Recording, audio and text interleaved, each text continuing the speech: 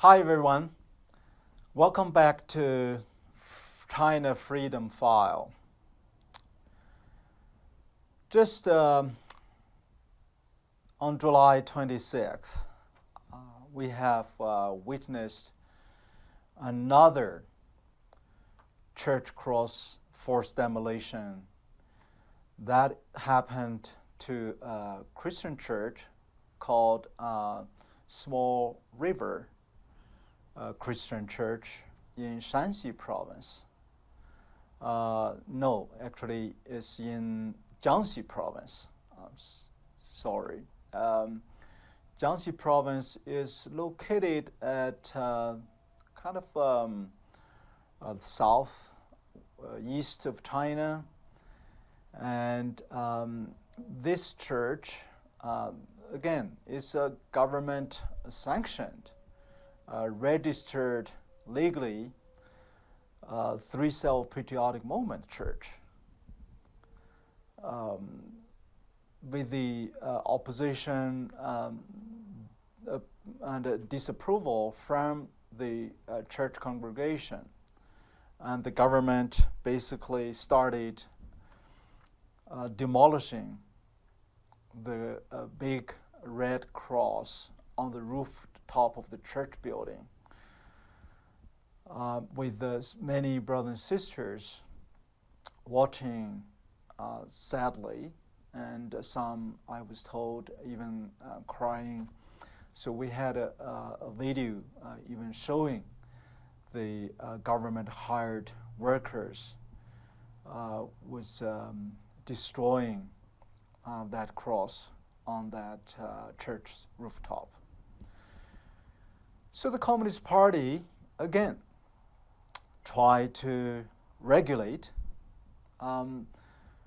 what should be put on the rooftop of the church building, and why the church cross has become so dangerous, so offensive to even the so-called patriotic citizens and the Chinese Communist Party.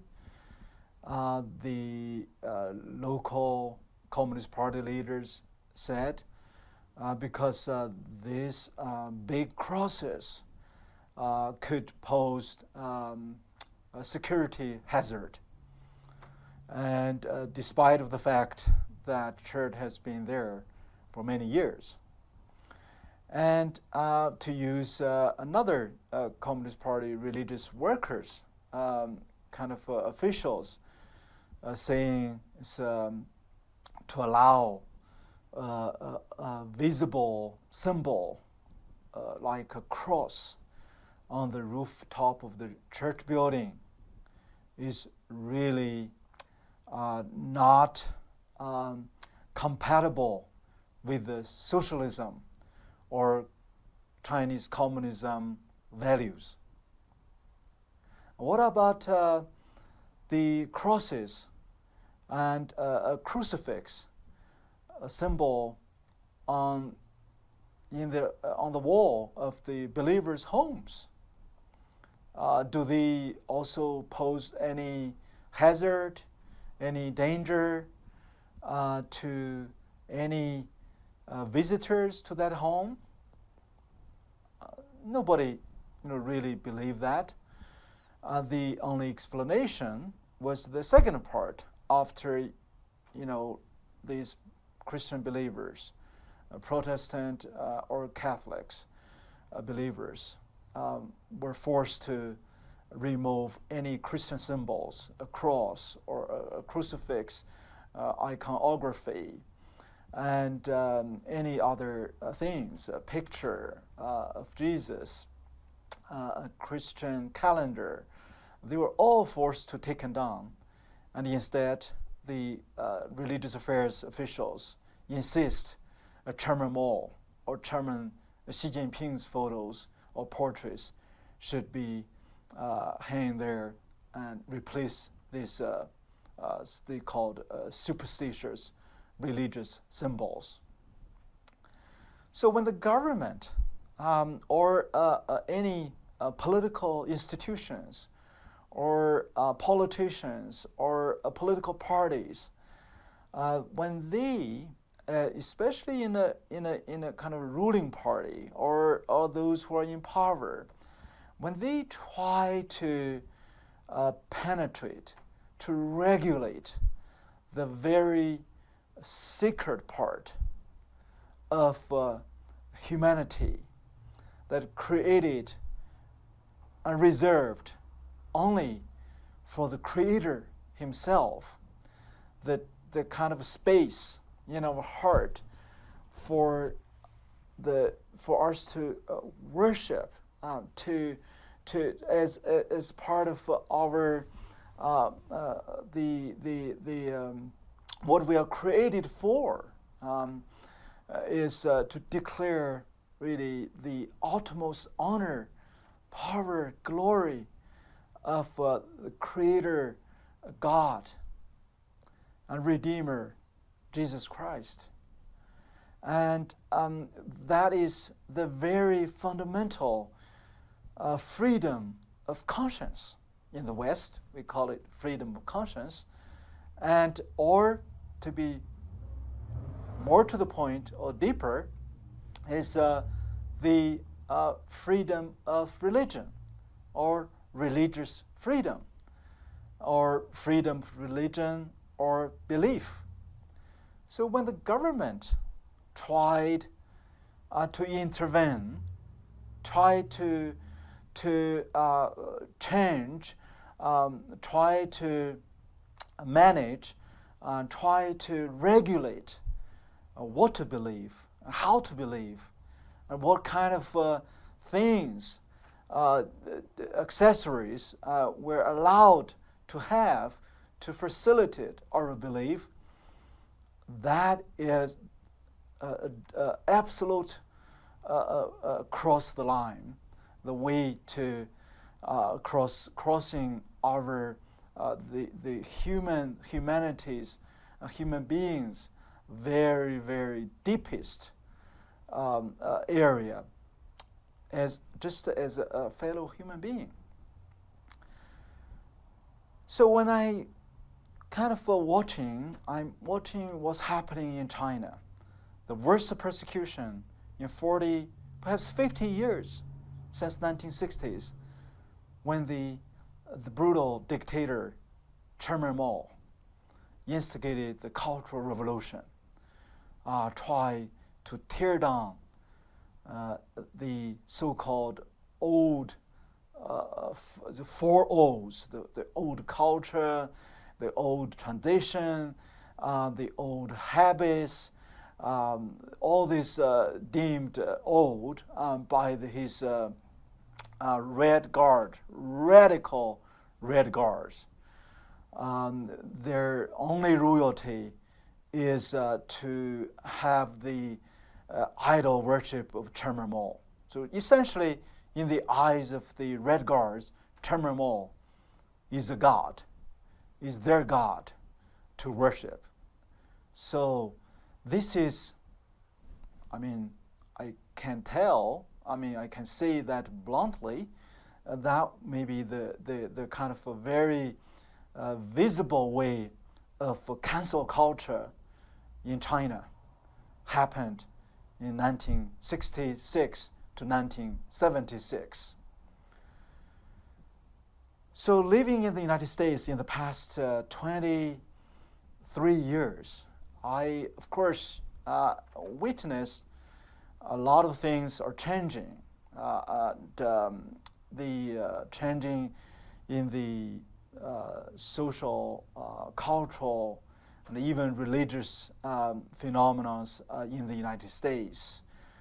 In the campus, we have seen this in the name of all these big slogans. It's called equality, tolerance, and even cite the name social justice. And many inequality, many intolerance, many social injustice had been actually occurred. I remembered my daughter studying at George Washington University when she was the freshman, because she joined, as a Christian, she joined a pro-life group, just advocate for cherish the life, born or unborn, on the campus. And on Saturday, she was setting up a table by her association and just distribute these pamphlets, simply asking the young people or any walk buyers to respect life and to cherish life, because life is very precious, is priceless, because life is created as the image of God, the image and likeness of God. And that became so offensive, so intolerable, that she was verbally attacked, and then things became even out of control. Those people spit on her. Those people accuse her, attacking her as anti-women. By the way, she is a girl. She's accused as a racist. Well, she was born in the United States, but as a Chinese American, and she was accused of all kinds of things. And finally, her table was even trashed, was even physically knocked down. So where's the equality? Where's the social justice? Where is the women's rights? And just simply, and where's the tolerance? She has not bothered anyone. She was not forcing her opinion to anyone. She was not even try to ask anyone to take her pamphlets. It's a public square, and it's registered. It's, at least George Washington University allow that and encourage this. It's kind of a legitimate student association. Why did that happen? And now, all of a sudden, of course, after the George Floyd unjustified death, this insurgence or reinsurgence of the movement, the Black Lives Matter. The Black life does matter, of course. Every life matters. We all told. Of course, I, for sure, as an immigrant from China, I couldn't understand a lot of historical background of course, the miserable the slavery practiced in the United States in the past.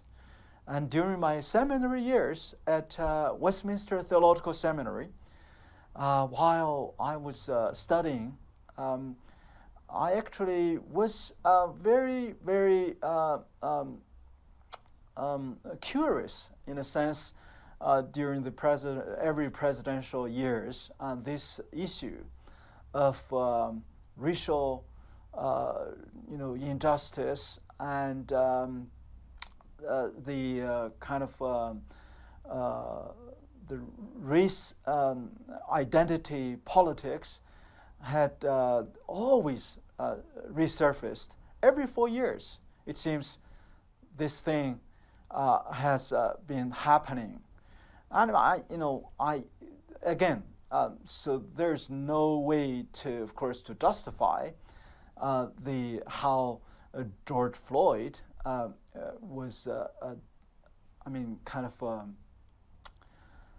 died, and there should be the responsibility, and somebody, has to be held accountable. But in the name of Black Lives Matter, or any protest, or any noble causes, and you can't justify this violence, looting, vandalism, and cursing others, and who don't agree with you, or who maybe don't share. At the moment, maybe need a little bit more time.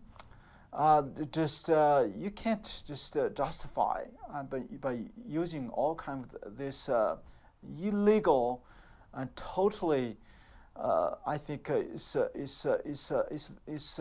communist style. It reminds me of the Red Guards in the 1960s, following the Chairman Mao. And then, of course, I was trying to make sense and try to find out the history of the oppression, the slavery in this country in the past. So partially I want to know, what about these renowned big theologians at the time, 1960s, or even earlier, 1960s, with the civil rights movement, that actually helped end the slavery. The kind of not end the slavery. So Abraham Lincoln ended the slavery, but the civil rights movement and the segregation by the racial kind of parted in some of the areas in the United States. So I want to find out, what about these theologians? What did they say? And there's a lot of Christians in this area, and how should they justify? So to my horrible kind of discovery, and I found, there are some, respected big theologians, and even in their theological writing, the biblical exegesis, when they exposit some of the scriptures, and they themselves, for whatever reason, wrote some very bizarre writings.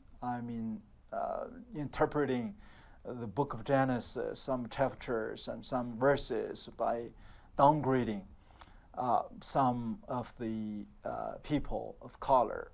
So I got it. I did my research, and I showed, I was appalled, and I felt really, that the American came to this far, and even after the Declaration of Independence, with a great constitution, still the best one on this earth, as somebody who was imprisoned in the communist China for simply to worship God, or practice our faith, and organize a church. I think America, of course, has made huge progress from that. But as I just read one article by a guy called Daniel. Daniel, let me make sure I know the name. Daniel Turner. So Daniel Turner, he kind of wrote an article on July 23rd, printed in a newspaper called Goodbye Washington, D.C. And, Daniel, he was raised in Brooklyn or Queens, and grew up there in New York City in the urban setting. And then some 15 years ago, he moved to D.C., for work over there. And this is what he wrote. I just want to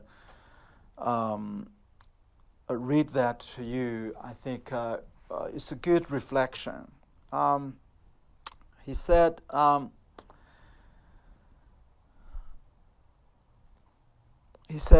now we were told, I quote him, now we were told that silence equals violence. He quote that. Indifference is no longer tolerated in urban America. Protests on the National Mall like Earth Day or the Women's March, the kind where activists give speeches over megaphones and colorful signs demanding this or that, were standard in D.C. And importantly, he said, easily avoided. That style of protest is gone. And now, he said, we have riots, vandalism, and looting. Protesters set fire to a historical church and tear down statues. The protest, they say, must disrupt the status quo, and egging them on are media personalities like CNN's Chris Cuomo, who said live on the air. He quoted Cuomo, said, "Please show me where it says protests are supposed to be polite and peaceful." So there's Daniel's asked this question. He said, though the property taxes I've faithfully paid for years, not protect the CVS I can see from my bedroom, a building which recently had every window smashed and was looted because of justice, quote unquote. And then he basically says, I used to go for afternoon tea at the St. Regis Hotel on 16th Street. It's now being renamed to Black Lives Matter Plaza. And he said tea was expensive, excessive, and extremely elegant, and served impeccably in a magnificent room to properly attired patrons who politely spoke in hushed tones, a little taste of a bygone era when etiquette or formality were still appreciated. This is what Daniel continued to write. He said, the St. Regis is now girded with the plywood barricades that have been spray painted with curse words. Outside, people routinely set fires and have fights with the police. If I went back, I'm sure some new liberal philosopher of the BLM cult will tell me that clotted cream is a microaggression. The tea just isn't worth it anymore. So that's, of course, Daniel went on. But the most astonishing and I think valuable, or I shouldn't say encouraging, at least worth thinking, is this sentence. He said,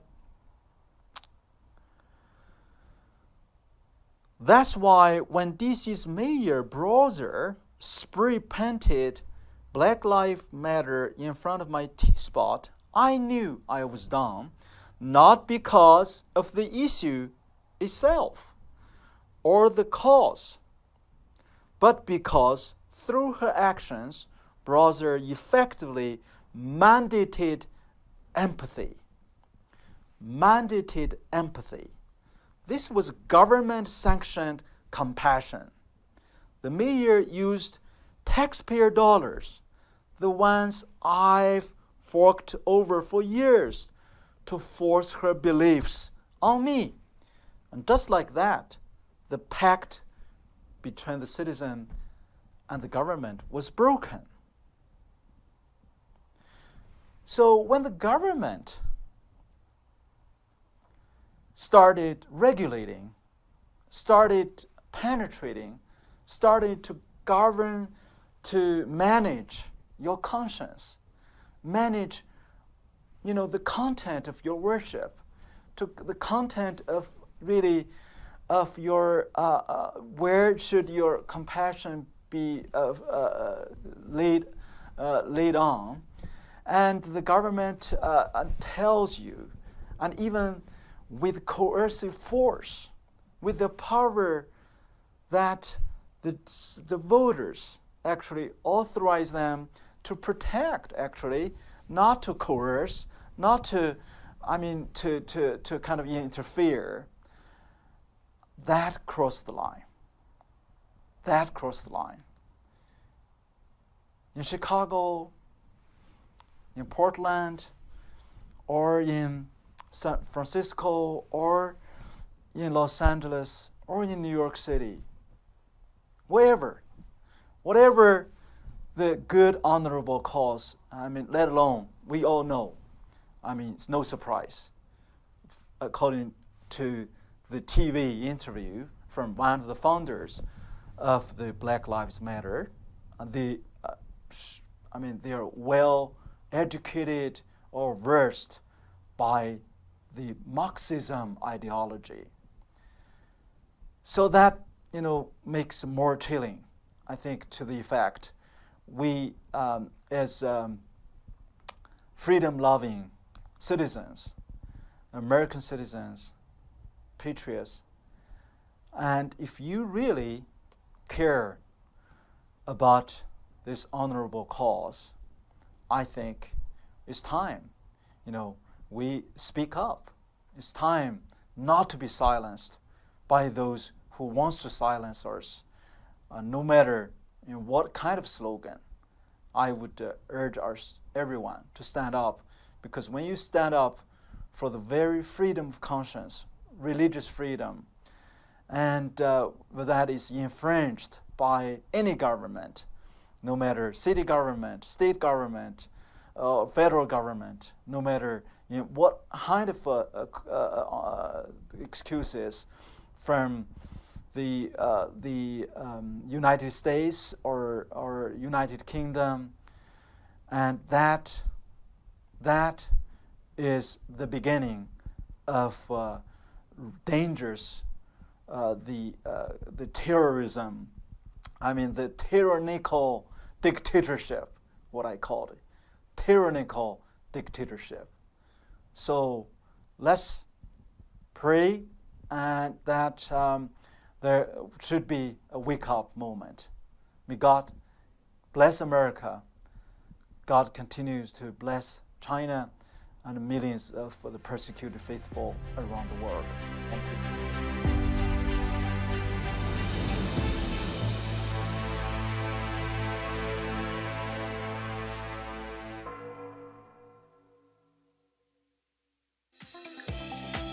Order your copy of this program from the GLC bookstore by calling the numbers or visiting the website on your screen. Please include the program number when ordering.